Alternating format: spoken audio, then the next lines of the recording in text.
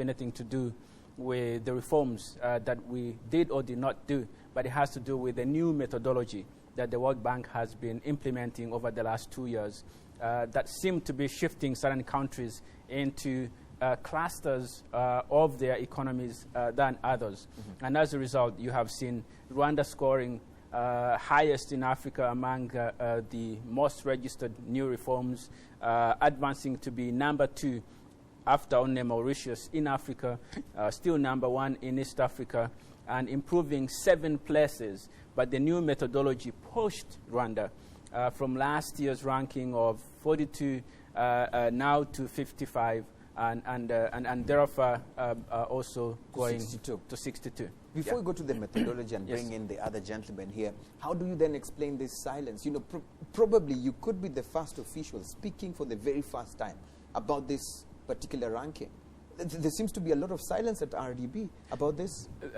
Are we shying away from what we have performed and how we performed? We are not shying away from what we are very proud of, because the business environment in Rwanda continues to do better. We continue to carry out important reforms that make our economy very competitive compared to many within our region and even on the continent, in fact, even globally. However, the World Bank report has been working on its methodology that we believe is actually compromising its credibility a bit.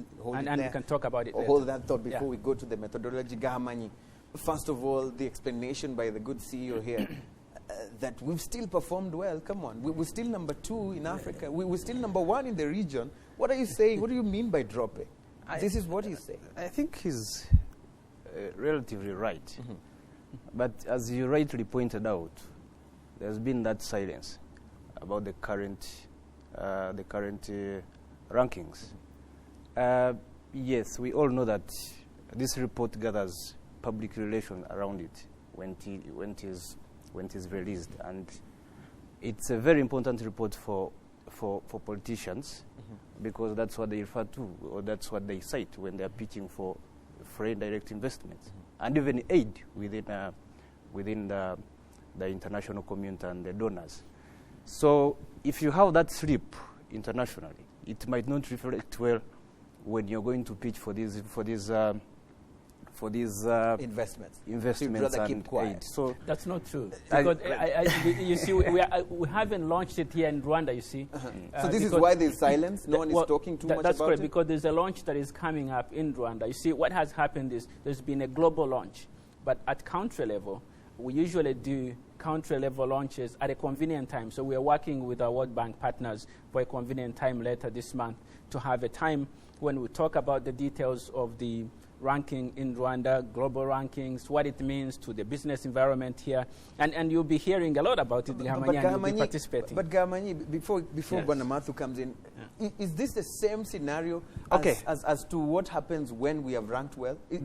Do we wait and say, no, we still haven't done a local, launch of it? Or we usually, it's pop, immediately we have these releases, we have the tweets saying we've really done well.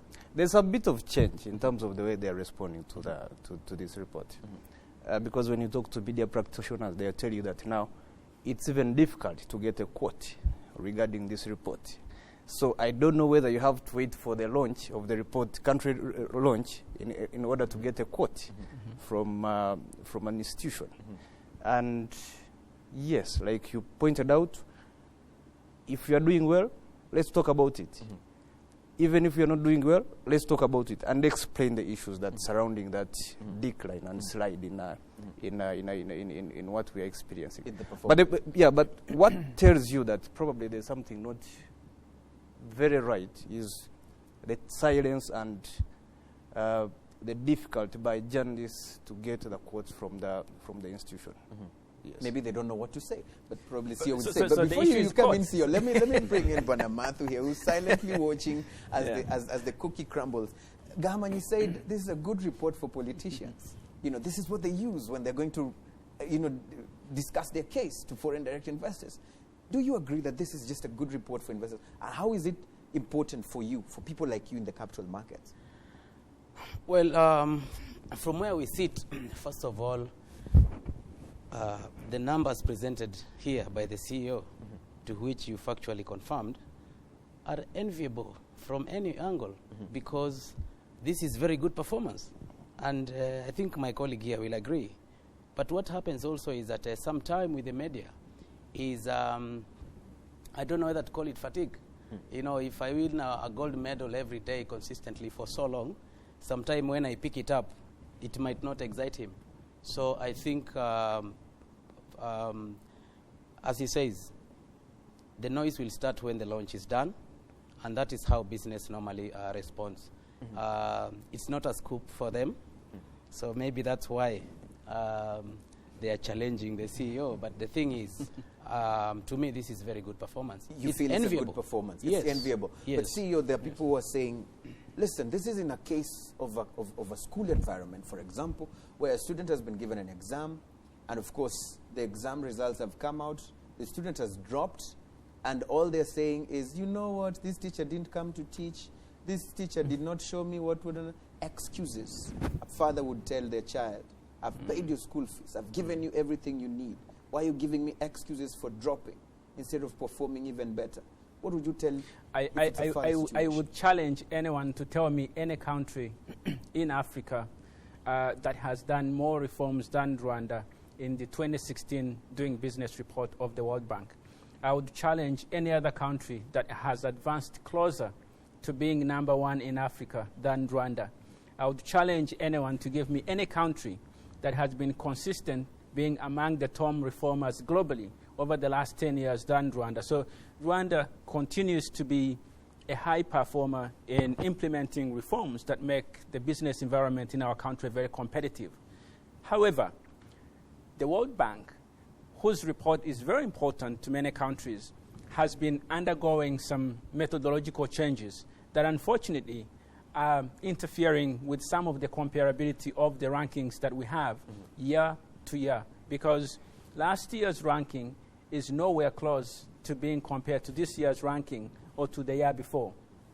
Because the tools that have been used to rank countries this year are totally different. New methodologies are introduced and interpretations of existing ones are introduced. And so that's why you are beginning to see people thinking, well, let's wait and see the trend so that we can begin to see how our countries, our economies are performing over a period of time and capture that story of the consistency in implementing reforms rather than looking at an isolated data point of a year and say, this is how we did, and therefore there's something to celebrate about it. Yes. Gahamanyi, because he mentions the issue of the World Bank methodology, you are definitely marinating my mind into going into it, but of course we'll jump into it at the right particular time. Yes. But he mentions the issue of how the methodology is affecting, or has affected Rwanda for that case. But there are countries that have improved under the same methodology. Kenya, for example, you know, has been mentioned as among the improvers. So how would you take those views as valid, you know, reasons as to why we have dropped? Well, I wouldn't want to get into the details of the scientific methods that have been deployed to carry out this research. Because if you're doing good, you're always going to perform well, despite the shift in the methodology. But yes, the CEO has rightly pointed out how the country has made various reforms. But this is more or less like, if I look at this report and the reforms and everything, you may want to compare it with marriage and wedding. It doesn't mean that because you had a colorful wedding, then the marriage is going to be successful. Yes, there have been reforms. But then, in terms of laws and regulations and everything, but how do we have real practical issues in place? Yes, these reforms, actually you can see, if you're going to register business, then you can see that it's not going to take you longer. But the question is, from there, after registering the business, what happens? Yes. I think that's what let's bring Matthew first, and then the CEO will be able to probably explain that better. Matthew, practically for you in the Capital Markets Authority, how have the Rwandan doing business reforms have been of impact for the markets itself? Well, to be honest with you, it has been very positively significant. Could you explain that deeply and practically? Number one, I mean, free movement of capital. When we are talking about integration with Rwanda, with the community, but this has gone beyond even the region. Anyone is free to bring in capital and take out their investment and the benefits from that investment to anywhere in the world. The other important things are some of the tax or what we call fiscal incentives that we are going to see investors going to benefit from. And this has encouraged investors to actually look at our market. The others from where we sit again, from the investment world, the capital market, it is very, very important that we reform the financial sector in such a way that we develop institutional capacity to mobilize capital, have it professionally managed, and channel it to the best returning investment in an environment that provides governance. This has already happened. Give you an example. I mean, the latest was publication of the pensions law. Already where we sit, we have already started receiving applications for asset managers in our industry. So we are actually now at the receiving end of, in a positive way, in terms of benefiting from these reforms. So what has not happened? What would you openly look at the CEO here and say, you know what, from your body at RDB, when you're doing your reforms, these are the areas that you need to really focus on? Well, what I should say is that they should maintain making noise in terms of making sure that our presence, the presence of the economy and investment opportunities are there in Rwanda. That should continue because also there are things that take a little bit longer to achieve, but once achieved, they are really permanent. Like which one? Well, mobilization of long-term capital. It takes time for pension funds, especially international fund managers, to look at a setting, at an environment. First, they bring money, or they walk in first and decide to set up office, house, and all that. So this is why that takes time and it affects the business. It takes Are time. you aware of that problem? I am aware of that, but let me be clear. The World Bank's doing business report is important, but it's not enough. While it's important to signal what is happening in the economy, what business environment requires is a lot wider than that. And we are under no illusion as a country that only the 10 indicators that are tracked by this report are sufficient for transforming a business climate.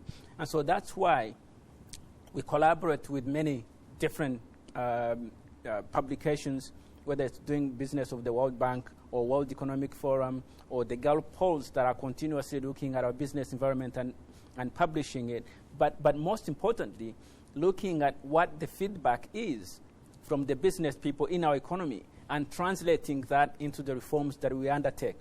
That said, the doing business reform indicators themselves that we have been tracking and implementing have had tremendous improvement within our economy. Let me take 2 or 3 examples. Let's say opening a business. About 6 years ago, it used to take 22 days to open a business, and it used to cost about 20% of the average income of a Rwandan. Today, it takes no more than 6 hours to open a business, and it costs 0. And before you move to the next point, that CEO, today, people say it's no longer an issue. There's now a flip side of it, which Gamani mentioned. After opening, what next? Well, some of them don't even live to see their second anniversary. Well, let's talk about the financial services sector that Mr. Matthew was talking about. Yes. 6 years ago, it was difficult to get credit for most average Rwandans because the banks had no credit records of anyone, because we did not have an independent credit reference bureau. Today, as a result of having an independent credit reference bureau, banks are able to know who is category 1, who is category 2, who is category 3, and therefore be able to assess the risk and give them a associated with loans. That has made it a lot easier to access financing within the existing banking sector. The sad news is that when you ask an SME, what are your biggest challenges? Access to finance still tops the list. That's correct.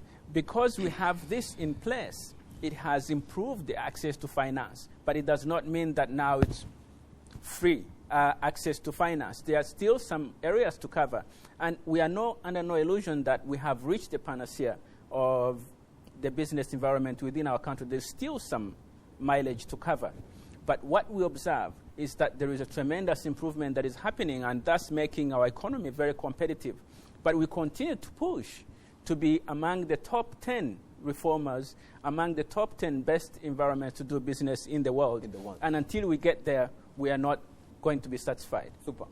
Gahamany, listening to the CEO and pointing out the areas that they have reformed and the impact on the ground, because when we were starting the program, you were very quick to say, the reforms themselves is almost like a marriage, where it doesn't mean you have a happy marriage, you have a happy, happy wedding, you have a happy marriage.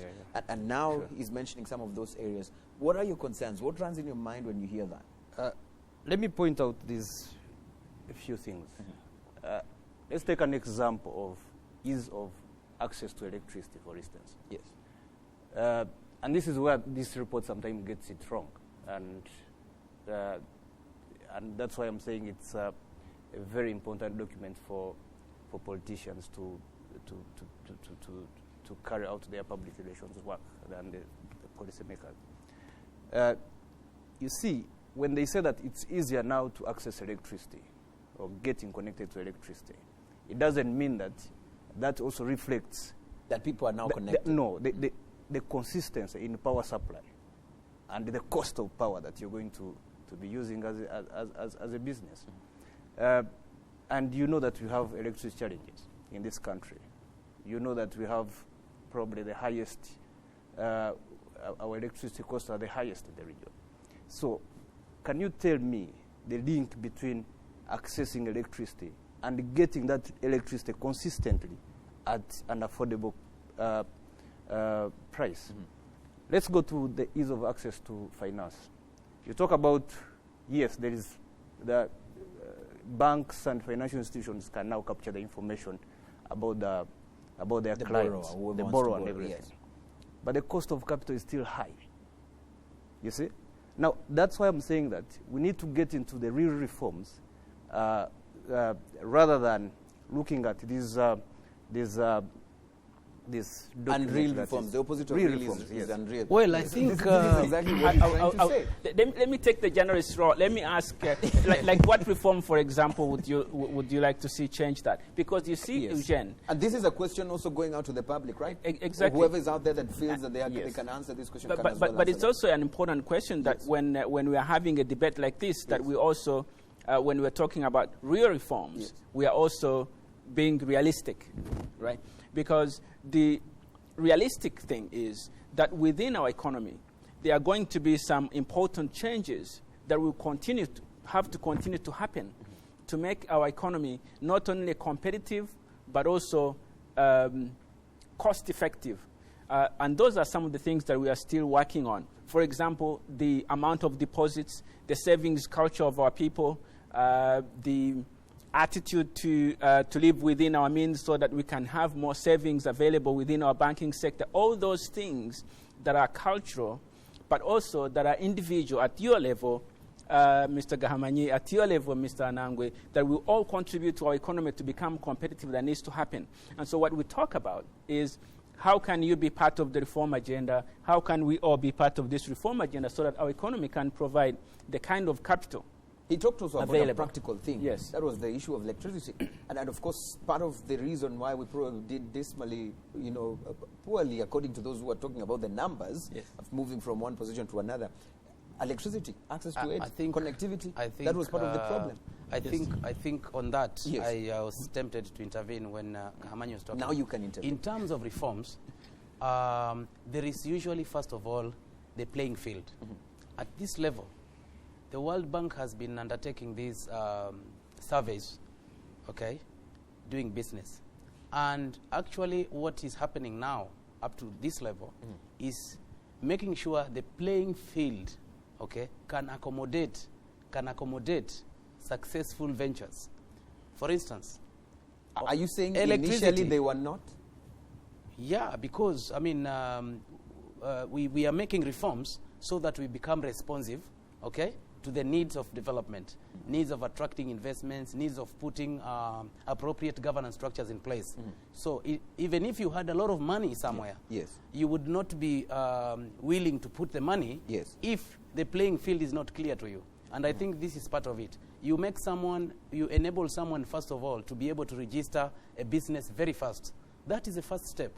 And then after that, the other thing also is that you make it possible for somebody to learn how to save. Somebody is accessing capital. Then you suddenly realize actually that to access that credit, you need to be in a certain form yourself. You have to be structured in a specific, you need to have certain attributes that, hey, a bank is lending you money, they will need some collateral. There's no shortcut about it. They won't give you money out of, they will also need data about your credit rating. So that's why I'm saying that these initial reforms that are taking place will be able to accommodate those challenges that he is raising. For instance, the issue of the cost of capital, okay, which has an impact even on the cost of generating energy, will come after the reforms have been implemented to the last mile. Because ultimately, to be able to mobilize the level of investment that you require to generate the energy that you need, the environment itself has got to be in such a way that it can attract and permanently contain capital. As we still sit somewhere and dream and think of that and wish for that to happen, let's talk about the realistic part of it. On the ground, these reforms that we're talking about, can we pinpoint practically and say, okay, we made it easy for people to, start up their businesses. Correct. This has been the impact. We've been able to have this number of businesses. And not just have them, but of course, have them sustained in equal measure, and even more have added on top of that. Correct. CEO. In the last 3 years alone, more than 200% increase in new businesses that have started. A lot of them outside Kigali, in the rural areas, as more Rwandans became aware that starting a business is easy, it's accessible, and that they can do it to employ themselves and employ others. A lot of them also using the services, but also the goods that they produce.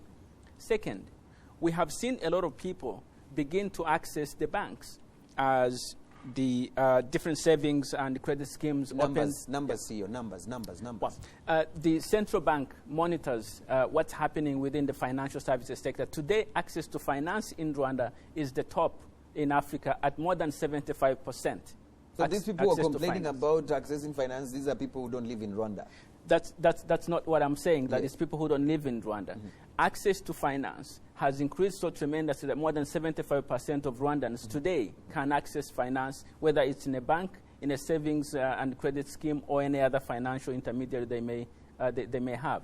This is also available online on the mobile banking and other facilities that are available. All these are as a result of the reforms that have been undertaken to make it easy to not only access finance, but also to start a business with this finance. There are issues of perception, however. It's very easy to change things on the ground. It's another to change things in people's minds on the perception. Every day when we meet people all over the world, there are many who still see and think about Rwanda as the country they saw on CNN in 1994.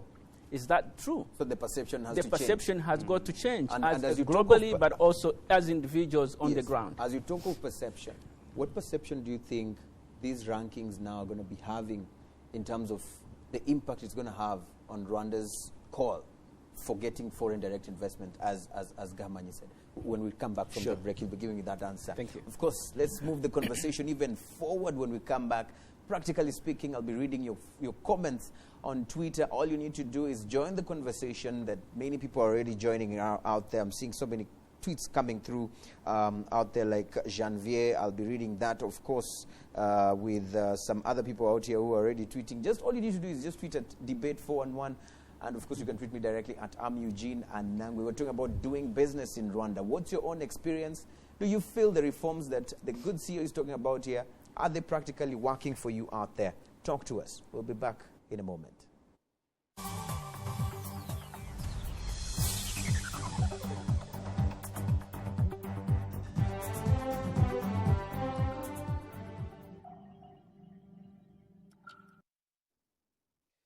That was very short. It was a very short break, but of course a good one. It's a good break right there. Thank you so much for joining us. This is Debate 4-on-1. I'm Eugene Anangwe. As always, I have Gahamanyi, who's a journalist, and of course Robert Mathu from the Capital Markets and the CEO of RDB, Francis Gatare. I have a tweet here just from a good friend of ours here who says, how has the consistent good ranking translated into tangible investment flows in Rwanda? As I said earlier, the doing business report of the World Bank is a very important one, but it's not the only one that monitors what's happening in our economy. The World Economic Forum monitors the competitiveness of our economy, several other independent reports that never get the attention that the doing business report of the World Bank do assess our country. All these translate into the communication tools that businesses look at as they make decisions to do business in Rwanda. So let's talk the investment flows. How much of it have we seen after these rankings have happened in terms of numbers? So last year alone, we saw more than $600 million new investments come into our economy. I must say, a lot of it from Rwandans themselves or businesses based in Rwanda, but more than 50% also coming from outside. This year, we are expecting that more than 800 million will be flowing into our economy, and we are continuing to see positive trends of interest into investing into Rwanda. It's very difficult to say this is because of a single ranking, because businesses are coming as a result of their own assessments, their interests, their partnerships with other business people, and some of them as reinvestments on existing businesses altogether. But what we say is, these reports and rankings are a signal of what is happening in the economy, the transformation and the business reforms that are happening, showing the competitiveness trend that our economy continues to have, therefore contributing to the positive signal to the businesses to invest. Good. Talking of signals, Gahamanyi, the feeling on the ground, some people have always said that, these reforms are only targeting the international investors. This is just to make it easier for the international investors, to come and give us the aid or be part of our economy. Is this the same feeling you find on the ground, that these reforms are not for local investors? These are for international investors. I think when you're reforming the business environment, it might be difficult to say that you are just reforming for a particular investor also, because they all come in the same economy and the same country. But just when you look at these reforms, for me, I sense that there's some bit of lack of substance in them, some bit of lack of substance, because they even tend to ignore some serious issues or elements that affect business.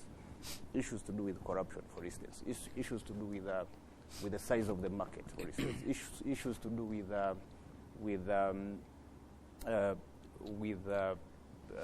political risk, example, even the political risk that affects the country. Yes, and whether it's clear the politics of the nation can still push forward the investment and the business environment. When you go back to that, take an example of Burundi. They are doing well in the ease of starting business, but does it make it at the moment a good investment destination? That's a question. Then you look at take an example of ease of access to finance, and these are the issues we are highlighting. The issues to do with high interest rates, and whether even those loans that are going to the private sector are smartly distributed. We've seen consistently the agriculture sector missing out on financing, and the big loans going to the banks, to other well-noted sectors. Gahamanyi, before we bring in Mathu, CEO, this issue of interest rates, of course, it's something that again is a big concern. And when you're talking of incentives, making it easier for these people to access this money, which you say now they are able to access, but still it's expensive.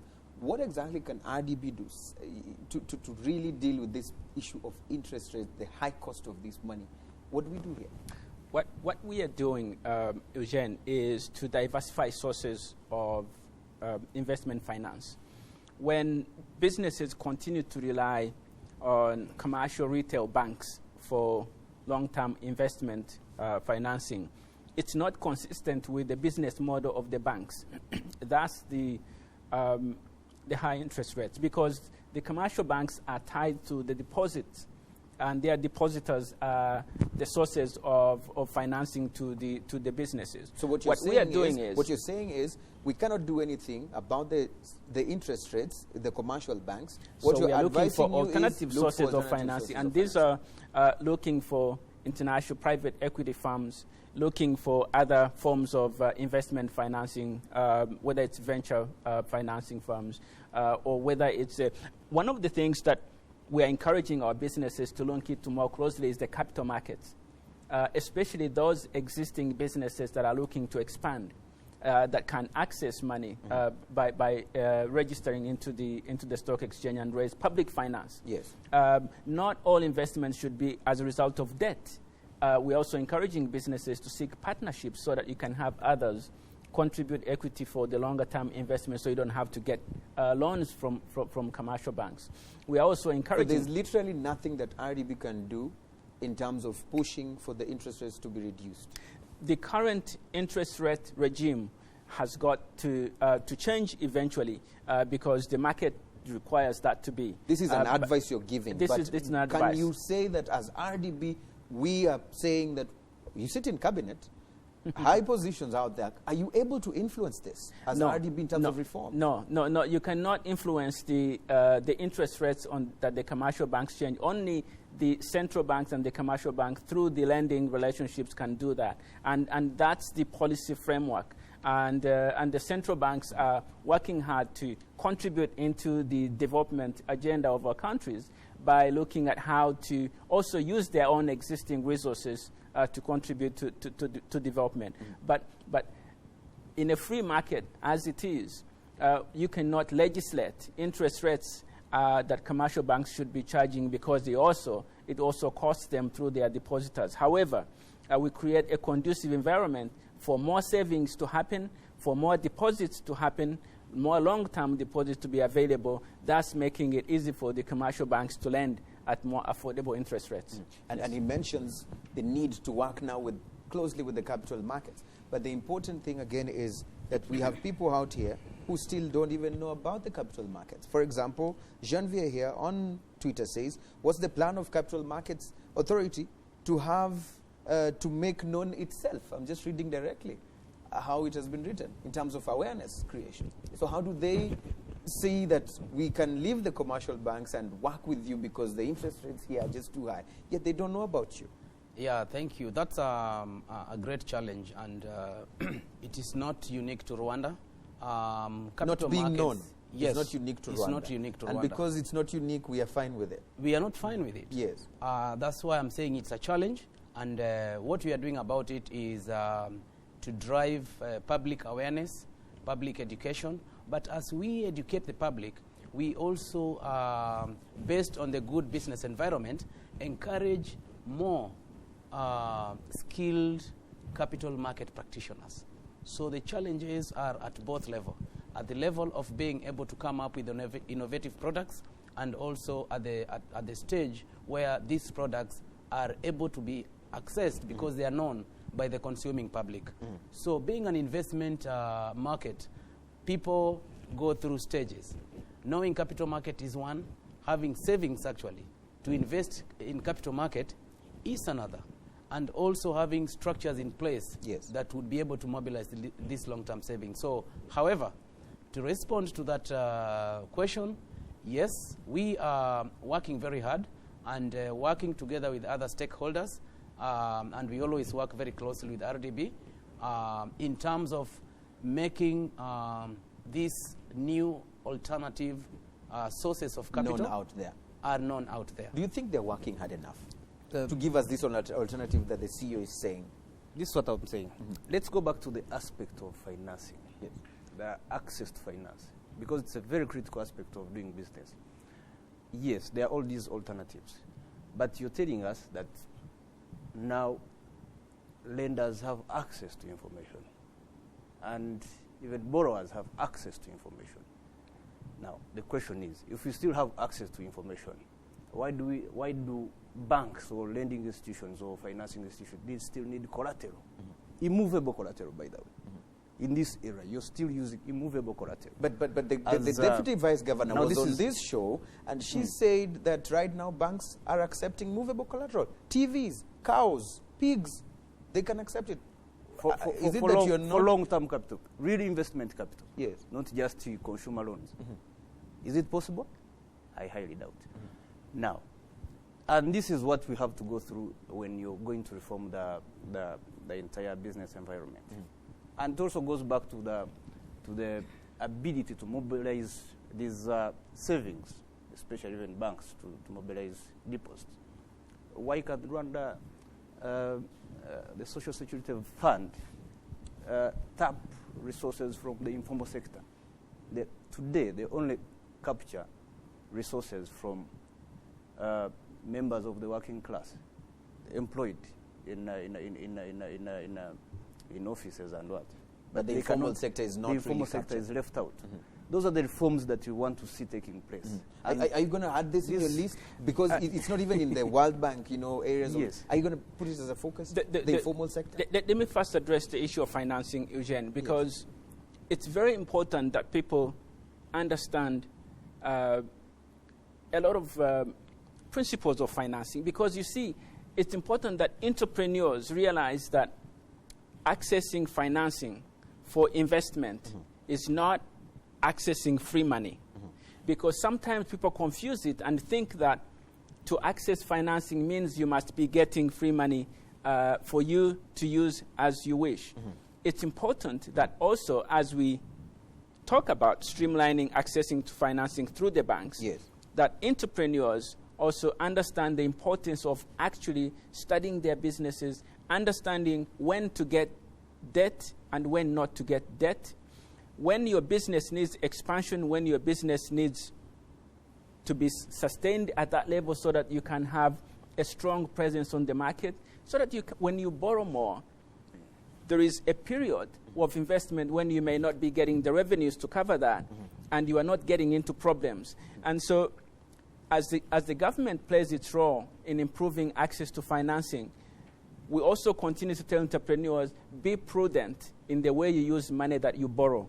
Because A, this is not free money, and those who lend you will need it back. And B, when you get it and you don't pay back, there are consequences which can be detrimental to your businesses. So all these messages need to be equally communicated so that we can have successful businesses to sustain successful financial institutions as well. Let me read a very quick tweet because I'm told we are almost running out of time. It would be unfair for Emma, who says, doing business in Rwanda, ... taxes high, interest rate high, electricity expensive, water scarce in many areas, and is now saying we're now having silent hangouts because if we make noise, we'll be shut down. So businesses in this area of entertainment are suffering. What's your take on that? Entertainment is very important, and we continue to encourage investments into entertainment as Rwandans access resources to spend and to have leisure and all that. But are you concerned by the complaints by some people who are saying their businesses are being shut down? We are absolutely concerned. And what is being done there? What is being done is that we want to have a compromise between leisure and also the privacy of others. Because the investments that create leisure should not be at the expense of a quiet environment of others. And so we are creating a zoning, we are creating self-regulation, we are creating a mechanism that can have those investments thrive, but without interfering with those that don't have to be privy to the entertainment sites. What about the taxes, water, scarcity, electricity? Look, there will always be exaggerations. We don't have everything that is required to be at the lowest cost possible. However, there is water, there is electricity, and at least we are not talking about lack of electricity. It may be expensive electricity, but it's available. And what we are working on is to have more electricity on the grid from more cost-effective sources so that our utility companies can be able to supply more affordable. For industries, government is already subsidizing. They have a lower rate than the market rate. And so this is to make them very competitive. This will take a little bit of time to bring it as low as we want, but this is what the government is doing. And let me make it also clear. We always say, and it's always true, all these are opportunities for businesses to invest in the energy sector mostly. Because then we can have more more installed capacity to be available for industries. Super. We have very little time left. Matthew, as we move forward, as Rwanda now targets the other reforms, as we move on, what do you want not to miss in this particular area? Well, to begin with, I just want to comment slightly about that. The comment. Yes. Yes, very quickly, because time is up. First of all, economy is about management of scarce resources. So, when a society or even a business unit is faced with resources, they have to make choices. And the choices are, you feel costly, but look at what that tax is being done for you. Security, clarity of environment, clarity of doing business, faster way of doing things. So I think I would like someone to ask that question. At the same time, come out with a list of some of the key benefits that are available as a result of that, compared to a similar regime or a similar environment where there are other challenges. So you would not be seated there advocating for a reduction of certain taxes or revising of the tax regime. You would not advocate for that. I wouldn't focus on that. You would focus on that. Yeah. Gamani, as we go. Yes. I think my message is, this whole report looks at the laws and regulations and the policies that surround doing business. But my issue is, should we have the practical things rather than having these theoretical aspects of business? There's a difference between doing business in theory and practically doing business. This happens in most countries, especially developing countries. You have good laws, but you cannot enforce them. You've got good construction rules, but you get your buildings demolished halfway through the completion.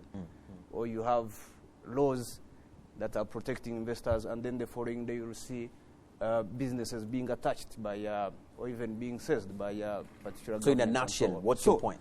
The point is, while we have these reforms in terms of the laws and policies, can we embark on the practical aspects of doing business rather than these aspects of that don't have much substance, that mainly are used as public relations tools? So you see it as just a public relation tool? It's largely purpose serving that purpose of public CEO, relations. as we close, and you answer that.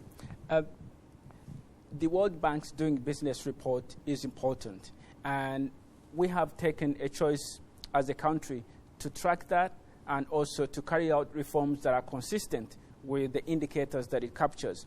But this is not sufficient. We carry out reforms that are broader than what the World Bank captures. We carry out reforms that capture the real implementation aspects of businesses, but we realize that the indices that are in this report are important proxies for the wider economy, and that's why we give it importance. That said, we are very concerned about the continued changes of the methodology that seem to be compromising the credibility of this report. So you're protesting to the World Bank? We are expressing our concern that as we get away from the consistency of this report and the known and predictable methodologies, it becomes questionable what the purpose is going to be, because we worry that as this report's importance becomes more known and acknowledged and embraced by many countries, these reforms seem to be shifting in favor of some parts of the world than others. And this will not be very good in the end. For you. Right. If these reforms are not solely or entirely or largely meant for pleasing the foreign direct investors, why would it bother you then? Even if the World Bank was to use other methodologies, but you know that on the ground, we are doing a good job and we're doing well with investors. Why should it worry you? It concerns us because there is no flexibility to opt in or to opt out. Whether you like it, you are ranked by this report. And as a result, it will give you an image to the rest of the world and to the business community in the country of what you actually are not as an economy. And that's why the report is important, that to be taken serious. And so we want to make sure that when it does portray the image of a country or an economy, it's actually realistic and it's also a consistent image, because we want to make sure that as members of the World Bank community, we are participating productively. But as they continue to change this, we get concerned that its credibility will be questionable. Super. Thank you so much. Gentlemen, that's all the time we had for the program. Thank you for your insights. We'll do this again next time. This is a conversation that has to continue going on other platforms. We're all on Twitter and other social media networks. We'll keep talking, right? Thank you. Thank you so much. Let's keep talking again also on our Facebook and, of course, Twitter. Talk to us. Let us know what your thoughts are on doing business environment in Rwanda. The reforms, do they touch you? Do they make you feel, you can be able to do your business even better? Or you still have concerns? What are those concerns? Tweet at RDB Rwanda. You can also tweet at Capital Markets Authority.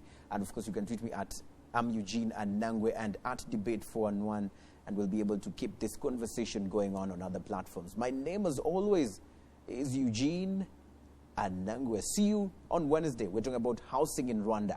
You have concerns about your landlord, landlady? Let's talk about these issues on Wednesday. See you. Goodbye.